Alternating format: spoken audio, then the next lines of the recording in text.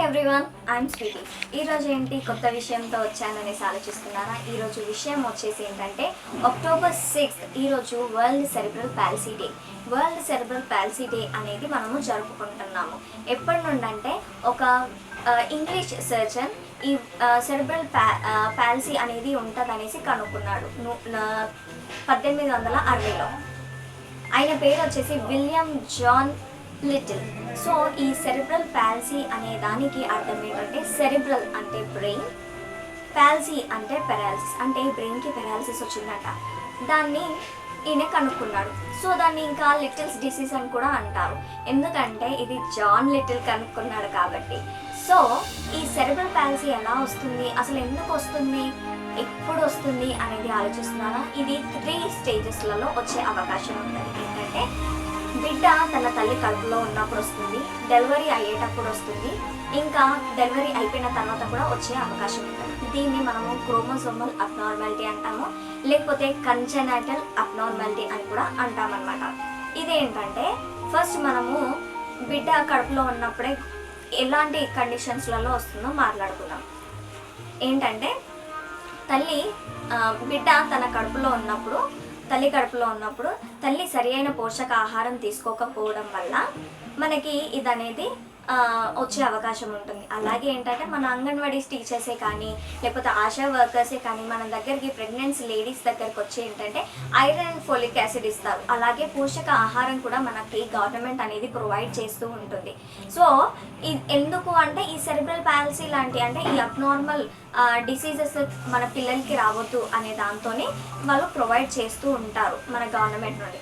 ఈ iron and folic acid ఏంటంటే pregnancy starting stage నుండి ప్రెగ్నెన్సీ అంటే డెలివరీ అయిపోయిన తర్వాత బిడ్డ పుట్టినాక కూడా కొన్ని నెలలు వాడాలి అనేసి చెప్తారు డాక్టర్స్. సో దీనివల్ల ఏంటంటే ఈ కంజెనైటల్ అబ్నార్మాలిటీస్ అనేటివి రాకుండా మనం కాపాడుకోవచ్చు. తల్లి మంచి పోషక ఆహారం తీసుకున్నట్లయితే ఇలాంటివి సంభవించవని మనం అనుకోవచ్చు. ఇంకోటి ఏంటంటే వంశపారపర్యంగా వచ్చే అవకాశాలు ఉంటాయి. ఇంకోటి క్రోమోజోమ్ అనేది మనకి ఉంటుంది.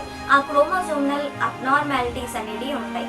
ఏంటంటే ఆ క్రోమోసోమ్స్ అనేటివి మనకి సరిగ్గా ఫామ్ కానప్పుడు ఇలాంటి అవకాశాలు అనేటివి ఉంటూ ఉంటాయి అన్నమాట. ఇంకా చాలా రకాలు ఉంటాయి. అంటే తల్లికి బీపీ ఉన్నా, హై బీపీ ఉన్నా, తల్లికి హైగా డయాబెటిక్ ఉన్నా, తల్లి థైరాయిడ్తో ఉన్నా సరే, కొంతమంది థైరాయిడ్తో ఉన్నప్పుడు కూడా ప్రెగ్నెన్సీ అవుతారు. సో అలాంటి కండిషన్స్లో కూడా ఇలాంటివి అనేవి వస్తూ ఉంటాయి. కాబట్టి నేను చెప్పేది ఏంటంటే మన గవర్నమెంట్ మన కోసం ఎంతో బాగా శ్రమపడి అన్ని ఫెసిలిటీస్ ఇస్తున్నప్పుడు మనం ఎందుకు పోగొట్టుకోవాలి? అందుకని మీ దగ్గర ఉన్న అంగన్వాడీ సెంటర్కి వెళ్ళి మీరు మీ పేరు నమోదు చేసుకొని అక్కడ ఇచ్చే మంచి పోషకమైన ఆహారాలు తీసుకుంటూ ఐరన్ అండ్ ఫోలిక్ యాసిడ్ తీసుకుంటూ అలాగే రెగ్యులర్గా చెకప్ చేయించుకుంటూ ఉండాలి. ఈ రెగ్యులర్ చెకప్ చేయించుకోవడం ద్వారా ఏంటంటే మనకి అల్ట్రాసౌండ్ చేసినప్పుడు అది కొన్ని అబ్నార్మాలిటీస్ మనకు తెలుస్తాయి. ఇలాంటి అబ్నార్మాలిటీస్ కాకపోయినా కొన్ని అబ్నార్మాలిటీస్ తెలుస్తాయి. సో ఏమైనా డౌట్ వచ్చిందనుకో మనకి క్రోమోజోమ్స్కి సంబంధించిన టెస్టులు ఉంటాయి. సో డాక్టర్ వాళ్ళు మనకి ఇది అడ్వైస్ చేసి మనం చేయించుకున్నట్లయితే మనకి ఏమైనా ఉంటే ముందే తెలుస్తుంది అన్నమాట. ఇంకోటి ఏంటంటే బర్త్ ఇచ్చేటప్పుడు అంటే డెలివరీ టైం, అది నార్మల్ డెలివరీ కానీ సిసెక్షన్ డెలివరీ కానీ, ఈ డెలివరీ టైంలో ఏంటంటే మన ఫీటస్కి అంటే బేబీకి ఏదైనా తడ్లకి దెబ్బ తాకడము, లేకపోతే ఏదైనా కుచ్చుకపోవడము అలాంటి ఏవైనా జరిగినప్పుడు కూడా ఈ హెమరేజ్ అంటే బ్లడ్ బ్లీడ్ అవ్వడము, లేకపోతే క్లాట్ అవ్వడము, దీనివల్ల కూడా సెరెబ్రల్ పాల్సీ అనేది వచ్చే అవకాశం ఉంటుంది. ఇంకా చూసుకున్నట్లయితే ఆఫ్టర్ డెలివరీ ఏంటంటే వంశపారపర్యంగా అనుకున్నాం కదా, కొంతమందికి మన ఫీడస్ అనేది వూంబ్లో ఉన్నప్పుడు అంటే బిడ్డ కడుపులో ఉన్నప్పుడే కాకుండా ముందు వచ్చేటప్పుడు కాకుండా పుట్టిన తర్వాత కొంతమందికి తెలుస్తుంది. ఆ టైంలో వాళ్ళకి అబ్నార్మాలిటీస్ ఉన్నట్టు మనము కనుక్కోలేము. అయితే పుట్టిన తర్వాత ఏంటంటే తలకి బాగా బలమైన దెబ్బ తాకడము, లేకపోతే హెమరేజ్ రావడము అలాంటి ఏమైనా ఉన్నట్లయితే, ఇంకా వంశపారపర్యంగా ఏమైనా ఉన్నట్లయితే ఇలాంటివన్నీ వస్తూ ఉంటాయి. ఇవి మరి బిడ్డకి ఇలా ఉంది అనేసి మనం ఎలా తెలుసుకుంటాము అని అంటే బిడ్డ ఒక 3 నెలల నుండి మనకి తెలిసే అవకాశం ఉంటుంది. ఎలా అంటే కొన్ని రకాలు ఉంటాయి ఇందులో. అంటే సెరెబ్రల్ పాల్సీలో కూడా కొన్ని రకాలు ఉంటాయి. ఏంటంటే తల అంటే మెడ వీక్గా ఉండడం, మనం ఇలా కూర్చోబెట్టినప్పుడు మెడ ఇలా పడిపోవడం, స్ట్రాంగ్గా లేకపోవడం. ఇంకోటి ఏంటంటే కాళ్ళు చేతులు ఫిట్గా గట్టిగా ఇలా పట్టుకుంటే ఎలా ఉంది అలా ఉంటుంది. వాళ్ళని మనం ఇలా ఉంచలేము, ఇలా ఫ్లెక్సిబుల్గా కూడా ఏమీ అనలేమన్నమాట. సో ఇలాంటి మనకి పిల్లలకి వచ్చేలా అవకాశం ఉంటాయి. ఇందులో కొన్ని రకాలు ఏంటంటే ఒక చెయ్యి ఒక కాళ్ళు మాత్రమే ఎఫెక్ట్ పడతాయి. ఇంకా చూసుకున్నట్లయితే 2 కాళ్ళు మాత్రమే ఎఫెక్ట్ పడతాయి. ఇంకా చూసుకున్నట్లయితే ఈ కడుపు నుండి కింది భాగం మాత్రమే ఎఫెక్ట్ పడుతుంది. ఇంకోటి చూసుకున్నట్లయితే అటాక్సియా అంటారు. సో లైక్ ఇంకా ఏంటంటే ఈ చేతులు కాళ్ళు ఇటువైపు అంటే బయటి సైడ్ ఉండడము, మళ్ళీ అలాగే చేతులు కాళ్ళు లోపలి సైడ్ ఉండడము, లేకపోతే ఒకటే సైడ్ ఇలా ఉండిపోవడము, అలాంటివి మనకి తెలుస్తాయి అన్నమాట. బిడ్డ ఎప్పుడైతే ఏడవడం మొదలు పెడతారో వాళ్ళ సౌండ్ అనేది మామూలు పిల్లలు ఏడ్చే సౌండ్ కంటే వాళ్ళ ఏడుపు సౌండ్ అనేది చాలా డిఫరెంట్గా వస్తుంది. సో దానివల్ల మనం తెలుసుకోవచ్చు. ఇంకోటి ఏంటంటే బిడ్డ పాలు తాగలేదు, తాగేటప్పుడు చాలా రకాలుగా మెలికలు తిరిగిపోతారు, గట్టిగా ఇలా ఉండిపోతారు, సక్కింగ్ అనేది కరెక్ట్గా వాళ్ళకి రాకుండా ఉంటుంది. వాళ్ళు పుట్టినాక కూడా సరి అయిన పోషకం తల్లి నుండి తీసుకోలేకపోతారు అనమాట. సో ఇలాంటి అనేటి మనకి చాలా ఉన్నాయి. ఈ కంజనైటల్ అబ్నార్మాలిటీస్ అని చాలా ఉన్నాయి. అందులో సెరిబ్రల్ పాల్సీ అనేది చాలా డేంజరస్.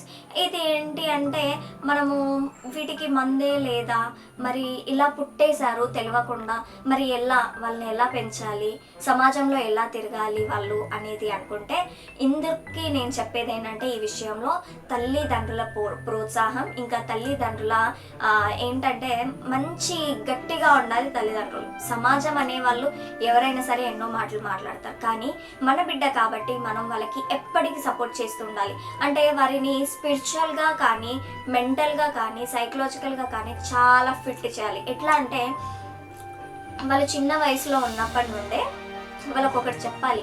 నేను అంటే వాళ్ళకి అర్థమైపోతుంది, నా ఎదుటి ఉన్న మనిషి అంత పర్ఫెక్షన్ నేను లేను అనేది వాళ్ళకి అర్థమైనప్పుడు వాళ్ళకి ఒకటి అర్థం చేయించాలి. ఏంటంటే you are the one who can win everything అన్నట్టుగా. అంటే వాళ్ళు ఏదైనా చేయగలుగుతారు, నీ అంతా ఎవరు లేరు, నువ్వు ఏదైనా చేయగలుగుతావు, నీకు నేను సపోర్ట్ ఉన్నాను, ఐఎమ్ దేర్ అంటే తల్లిదండ్రులుగా నేనున్నాను, యూ కెన్ గో హెడ్ అన్నట్టుగా.